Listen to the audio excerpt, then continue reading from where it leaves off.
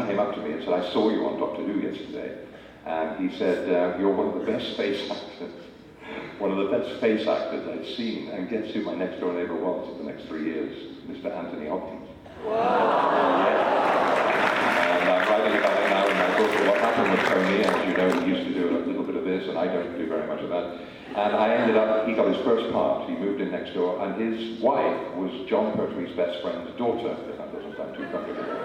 But Tony Hopkins, we got on very well indeed because we were next door. He came about 3 weeks later.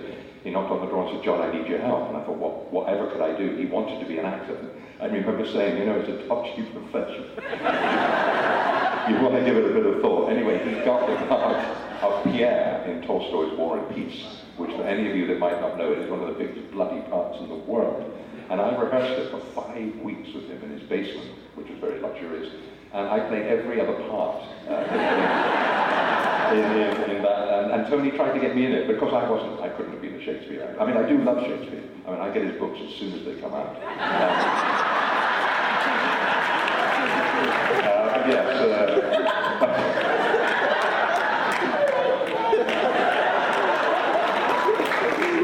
So to be or not to be? When I went to Hollywood, you saying who your neighbour was, I lived next door to John Travolta. Oh, I didn't know. You need to tell me something later. Ooh, I love this panel. My development with Vancouver was quite extraordinary. I started off as a little police lady, kind of a nosy little police girl, and then developed into this kick-ass, leather-wearing, two-gun mama from hell, which I loved. And if we get the chance to go any further with that, I mean, I wanted to become even more militant and, as I said, more promiscuous. Well, I think we all know where Mickey started. I was not a fan either. And I would, and we all know where he finished. I would, in short, I would just say I think probably in the history of the show, it's one of the probably best character development arcs that there has been. So I've just been very proud to be a part of it, really.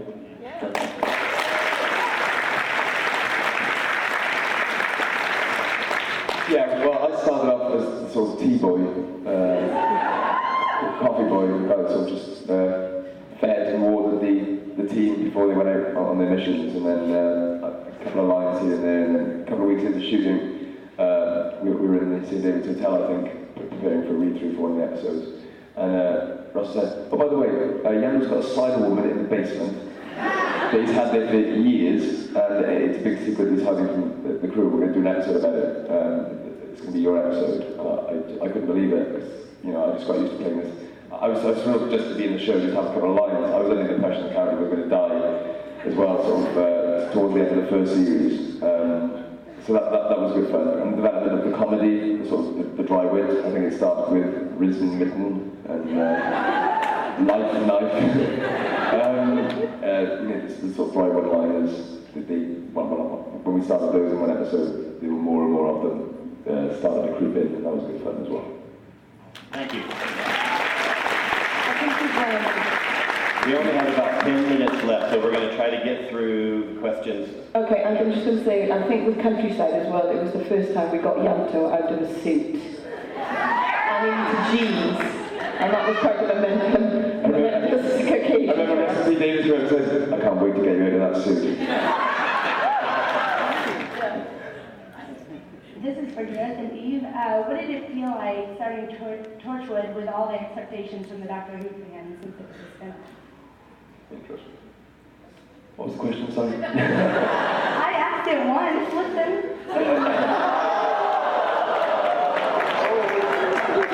Sorry, I was looking at your brilliant costume rather than listening to your lovely words. It's not a cyber one, but you know. No, it'll do.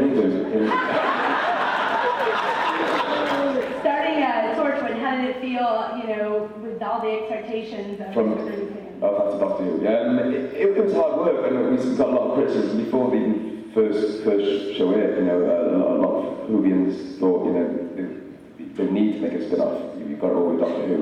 But I did understand what Russell was trying to do. I saw an article for it well before I got the call for the audition, saying they're going to do a dark spin-off. And you know, the characters in Torchwood are allowed to be more human with Doctor Who, because it's a family show, it's a kids show. You have sort of stripped down a lot of the sort of adult flaws, I'll call them. But what I liked about Torchwood was the fact the characters were flawed, they were human, which brought the fantasy element more closer to reality. That made that feel more real for me. And it's the type of sci-fi that I enjoy, where the characters in it are real. The more real the characters are, the more sort of realistic the escapism becomes.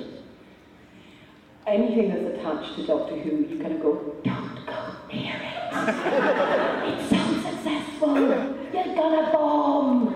You know, and people do feel like that. And I think that's what the response Russell got, first of all, when he was going to bring Doctor Who back, and he brought it back, and look at us now. It's huge. It was always huge, it's huge now, and it's, you know, it's worldwide, crazy phenomenon. It's wonderful. And then for Torchwood to come to be birthed from Doctor Who, and we are forever grateful to Doctor Who for giving us life, because that's what it did. It gave Torchwood life. Without Doctor Who, we simply wouldn't exist. We had a lot to live up to. And the only thing that we could do to prove people wrong was work hard and do it well, and make Russell proud, and to make the Who fans proud to have us as a part of your world. I hope we did that. I'd like to make a minor confession and say that I did not know the word Torchwood was an anagram of Doctor Who until last year. For shame. Hi, my question is for Noel. Hey, Hi. love your outfit. Oh, thank you so much. I'm a bad wolf too. So. Does that mean I can see your hotel room too later? Be careful what you wish for. My question is, Mickey initially turned down the offer to go with the Doctor and Rose into the TARDIS and see the universe. What made him go in the second time? Obviously the character just changed his mind because of the revelation of Sarah Jane saying, you know, you can do more, I'm the Tin Dog, blah, blah, blah. In real life, it was those were my 3 episodes. Rose, what's it, Aliens of London and World War? Aliens again, World War III. Yeah, those were my 3 episodes, and that was supposed to be it. But Russell really liked me, you know. He was like, oh, I really like you, darling, you're so wonderful. I would love to squeeze your little chocolate leg and whatnot. Trust me, that's what he was doing. So he said to me, I'm going to put you in more episodes. And so I guess then Boomtown came along, which was the last one he had written. So 11 he hadn't written. Brought me back there, then I was in the last 2, and then he was like, I'm bringing you back. So it really was down to him, really. Well, thank you so much. Thank you.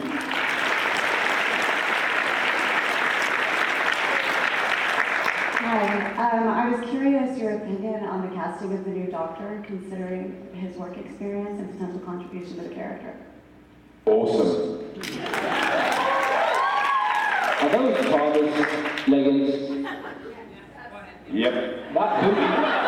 I must say your body looks very lovely. Those TARDIS leggings. I do have a question. Is it bigger on the inside?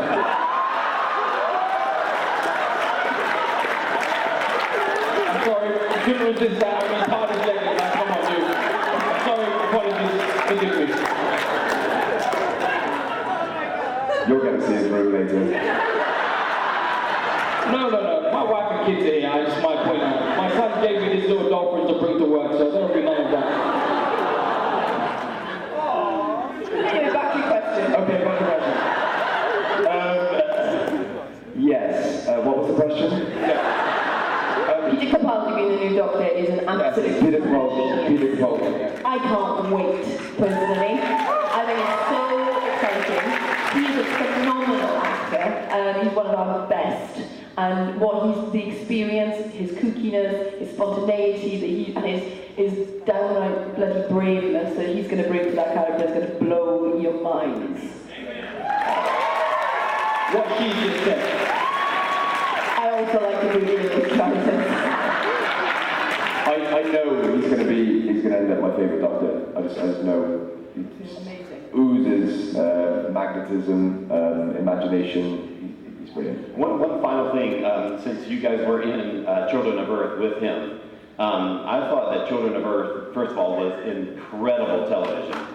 And I find some opportunity. Episode 5 was a bit dodgy. I find some opportunity to say that on stage every year at Dragoncon, that I thought Children of Earth was bloody amazing, and Peter Capaldi was stunning in that. So tell us a little bit about him in that production and your experience with him.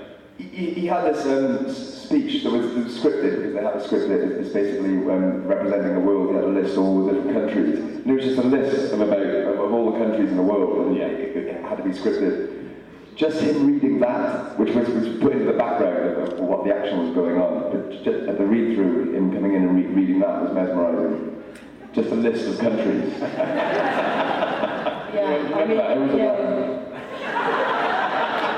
Because when you get lists like that as an actor, you go, thank God that's not me. Because you're like, that's hard work. And He didn't rush it. He took every country one by one, just the took away his spoke. It was completely effortless, and we knew, of course we knew, we had the scripts, we knew that, he shoots himself and the family. Sorry if you haven't seen it. And he actually dies. At the end, how he kills everybody at the end. We know that happened, but the way that he performed it was, I personally think it was stunningly beautifully done. And only an actor of his capabilities could do that. So look out, Doctor Who. He's going to fantastic. Okay, I have to say this has been one of the most fun hours of my entire life. Thank you so much to our